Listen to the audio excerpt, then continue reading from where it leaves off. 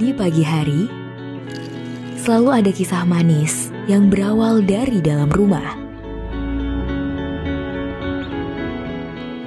Juga ada bunga yang keharumannya mampu menyatukan kebersamaan.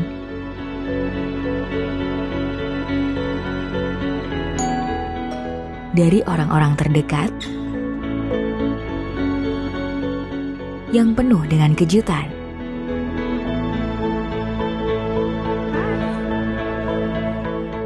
Dari setiap langkah,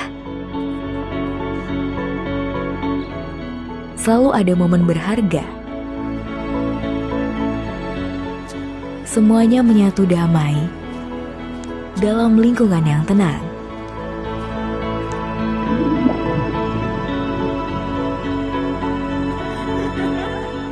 Dan begitulah, kisah manis ini terukir di setiap harinya.